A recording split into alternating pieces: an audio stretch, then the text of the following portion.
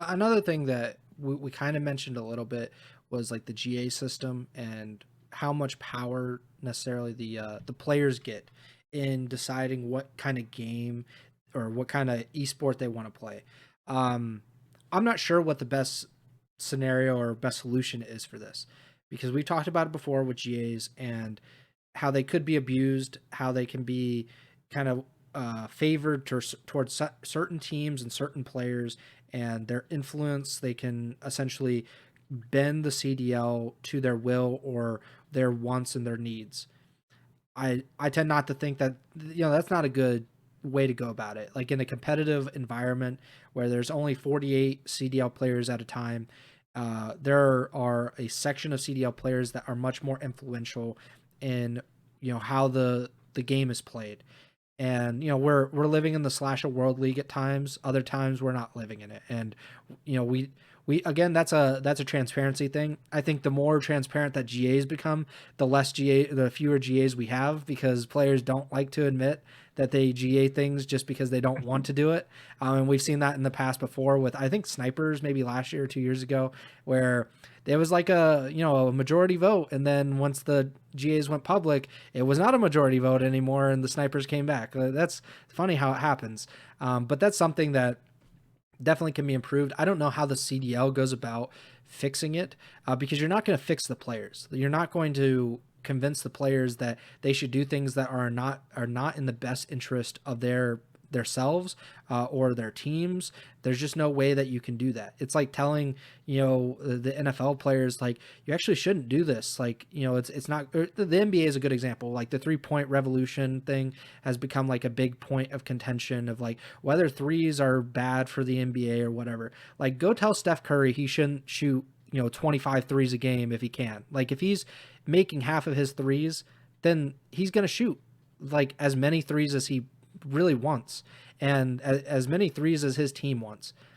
And it's kind of the same thing in Call of Duty. Like, players are trying to ban snipers because they're OP. Like, well, if they're OP, they're OP for everybody, but they're trying to keep them out of the hands of like someone like Simp, who is ridiculously good at it, and other players that are just like, we don't want to play against this guy with that powerful of a weapon. And the only thing that I could think of as a potential solution, and this would be really unpopular, this would be like really, really unpopular with players, is the CDL coming in and saying, we're actually going to ban this weapon. We're going to ban, like, let's say, like the most popular submachine gun for Yeah, this yeah, for this sections, for starting with the major two qualifiers. You can't use the most popular assault rifle, you can't use the most popular submachine gun. The meta will change because we are forcing it to be changed. If you have a problem with it, too bad. We are going to do it regardless.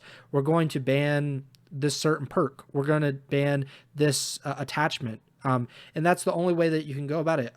Other esports do this, and it's not uncommon for certain features or certain maps to be just like inactive or disabled for an event. Maybe the CDL should go down this route and say, like, we're forcing you to get outside of your comfort zone. We're going to force you to test out some of the things that you might have already previously banned.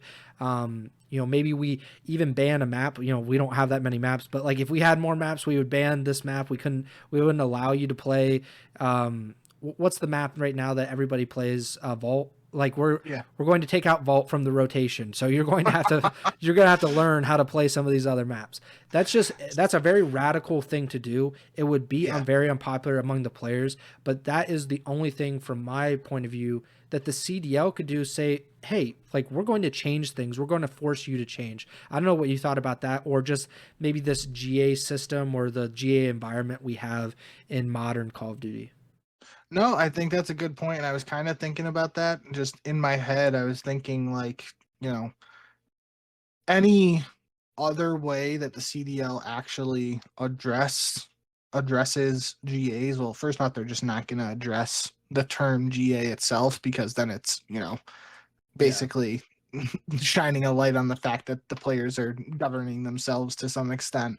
Um, but I just think in general, like if they did anything other than what you suggested, I feel like I don't know. I just it's a very delicate situation. It would definitely be hard to um enforced, because even, if the CDL came out and said, like, we're just going to allow every weapon and not have anything banned or something, like, the players would still have GAs to an extent, and it maybe would have to revert back to some of the pre-CDL era stuff where it just wasn't as public, and the player, maybe that's like some sort of way for it to sort of course correct itself. But um regardless, I do think like a radical move, like you said, I don't think it's likely. Um, but just using this game as an example, like Black Ops 6, after Major 1, CDL comes out, we're going to ban the AMES or AMES, however you say AR, and the Jackal PDW sub. You got to go figure it out from here. And it would definitely cause an uprising, and it would, it would it would be very controversial at first, but it would address the one thing that I've always said across multiple episodes now with GAs that I hate the most, is just when stuff gets GA'd at the beginning of the year and it's never revisited or tested again to any extent. It's just, scrims try it out, or players try it out in a scrim in November, and they're like, nah, screw this. All the teams vote on it. Yeah, it's too OP. Get rid of it. And then it's literally never touched by the pros again over the next 8 months while the game is being played competitively.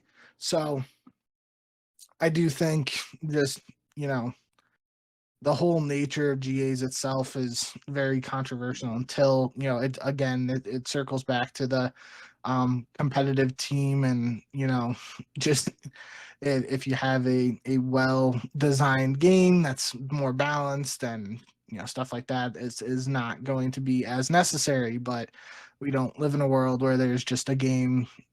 Call of Duty, as you mentioned just a couple minutes ago, it's not competitively designed. It is a casual game that is played competitively by a niche group of people. So, um, I don't know. It's always going to be a difficult conversation and difficult to find a really good solution in terms of figuring out what you can do for it. But I do think just the thought of the CDL actually like stepping in and doing something radical, like you mentioned, is very interesting. And I know if it did happen for the very first time, it would be like, a holy shit moment. Like I'm thinking of like the SpongeBob meme where like it's all the little SpongeBobs running around in the brain and everything's on fire. Like that's what it would look like.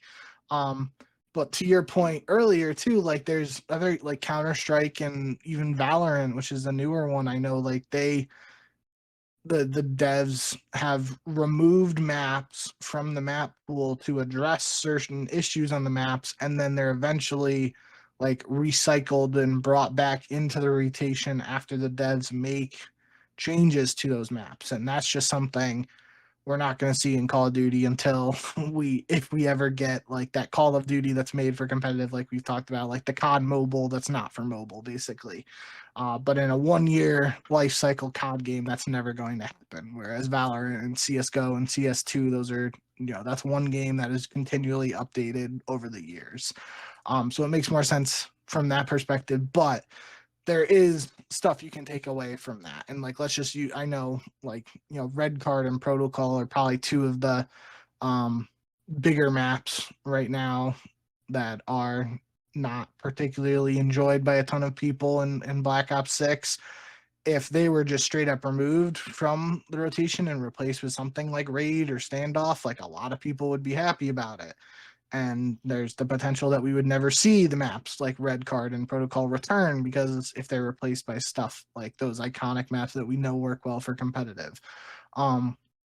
But for lack of a better example, there would be that opportunity for the devs to do something like um, CS:GO and Valorant do, to the extent of addressing a map and removing it temporarily to fix some stuff and then bringing it back in. And again, I don't see that happening in a 1 year life cycle COD game, but the potential for it to happen is there, and it would definitely be interesting if it ever did happen. Yeah, and like I've said, I think that's the only way that you can do it. You have to force the player's hand in that, because I don't think the players are going to, give up. So the like, let's just be real, like the power that they have in shaping the game, and and I'm not saying like it's all like in a bad way. Like I don't think that players are always just like, I'm gonna make this as boring and as uneventful, and I'm gonna like really just do only the things that will benefit me personally. I don't think that's necessarily the case.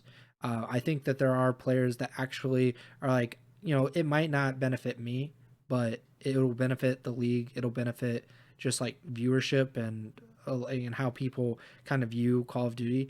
But I think when you like ban snipers or something like that, that's just like a automatic like no, like this, like the CDL should just start like finding people. Like I kid on that, but like that's stuff that is like actually integral to the Call of Duty esports space. Like sniping in general is like pretty much like the, I don't know what the equivalent of it, like it's basically like the predecessor to competitive in a way, because there's so many people came from that space into competitive, and then like people kind of pass through competitive into Warzone or other games. So I don't know.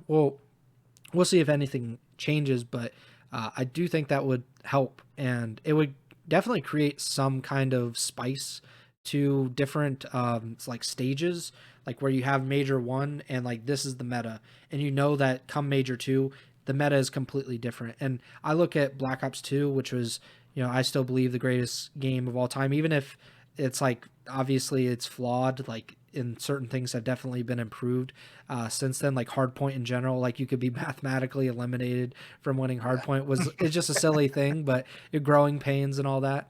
But like if you look at the meta of that game, it's wild. Like how much it evolved from day one to the end of the game. By the end of the game, like mostly people played with like the M8, with maybe the AN94, and the sub would like sub was like the MSMC. But before that, you had like the PDW, the MP7, you had the Scorpion, so on and so Scorpion.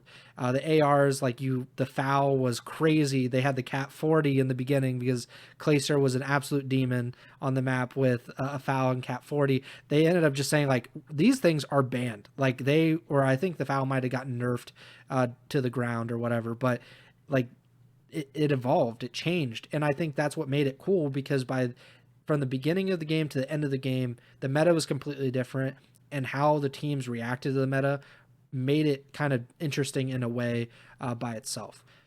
Maybe I'm just being nostalgic. Maybe we can't get back there, but I think we have to try, right? We have to try something different than what we've been doing. So hopefully something like that could happen.